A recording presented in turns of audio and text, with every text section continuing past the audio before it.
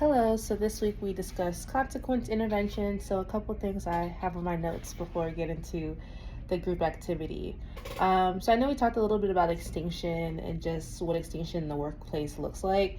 So, I think with any extinction procedure, you always want to have some type of reinforcement or teaching strategies in addition to extinction. You never just want to put a behavior on extinction and not have a plan to teach the appropriate behavior or reinforce appropriate behavior. So a recent example is I have a couple part times, and with all my part times, I have my work email.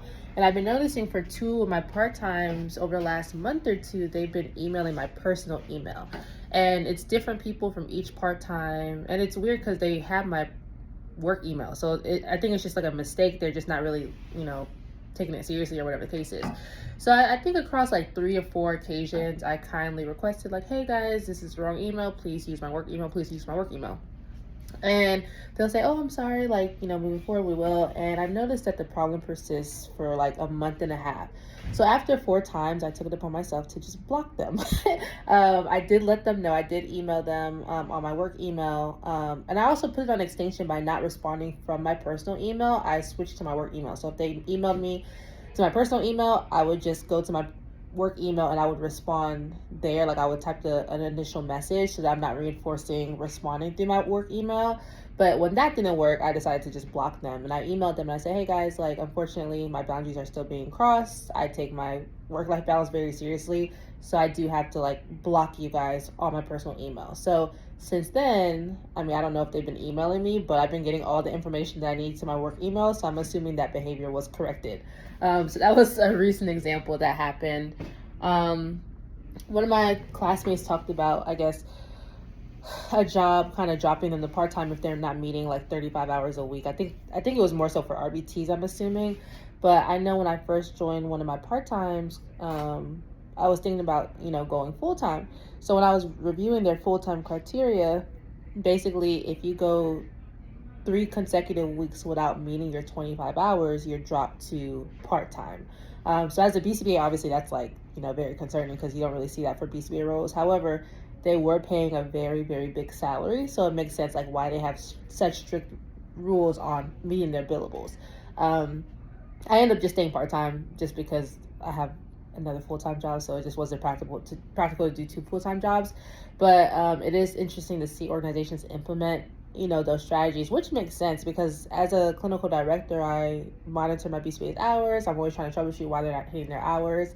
And it is a common theme for BCBA's to not hit the hours that they agreed to work, right? Like they're hitting 24 hours or 22 hours or 23 hours when they have the caseload to hit 25 hours. So that definitely is a huge issue that,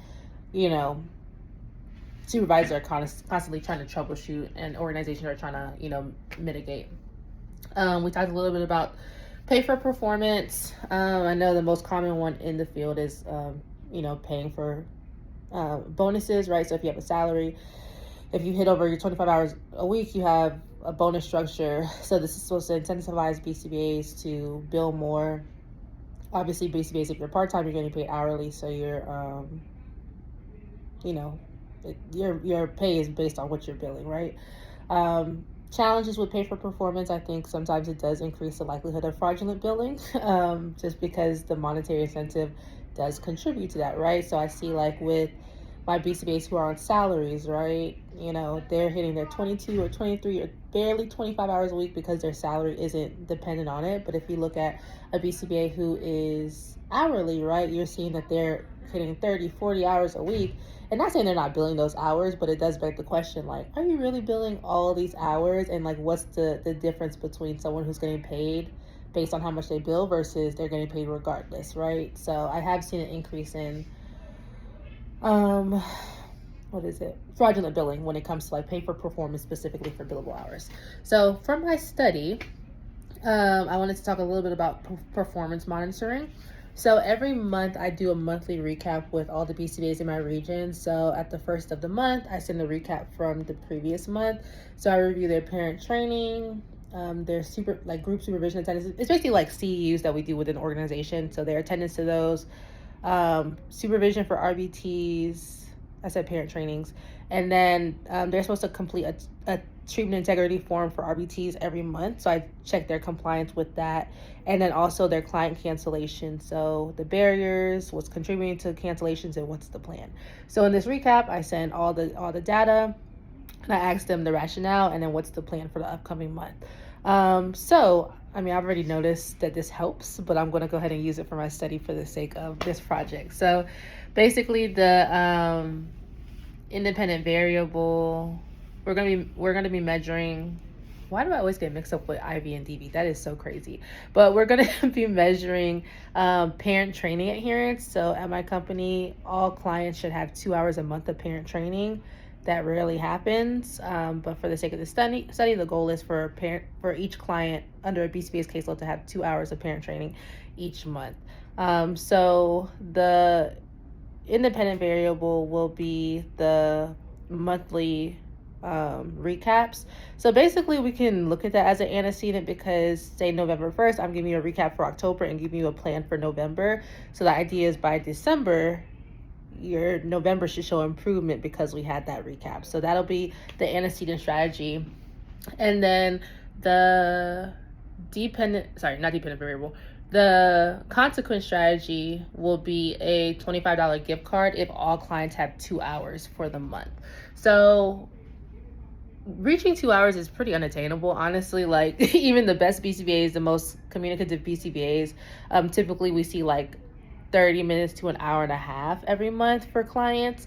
So hitting 2 hours is kind of just, you're just doing a really good job, right? So I think that this monetary reward is feasible each month because rarely will we get a BCBA hitting those 2 full hours for every single client. So they'll get a $25 gift card.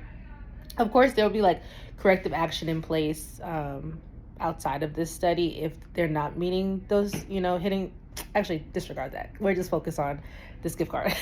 So they will get, they'll get the $25 gift card if they hit 2 full hours. And then we'll use a reversal design. So we'll do 1 month with the monthly recap, 1 month without the monthly recap as the antecedent, and reverse it that way. So the pros is very clear. Like we'll see if there's a difference between the months that a monthly recap was sent versus the months that a monthly recap was not sent. Con, the carryover effect, right? So, carryover effect. So like even without the monthly recaps, BCBAs can just start improving. For example, if they get the $25 gift card, regardless of the monthly recap, this may encourage them to keep going. So even on the months that they don't have the monthly recap, you may not see a difference. But if we were to remove both the monthly recap and the $25 gift card, it's anticipated that probably the months without those things, you will see a difference. So I think the reversal would be the most appropriate design in this situation.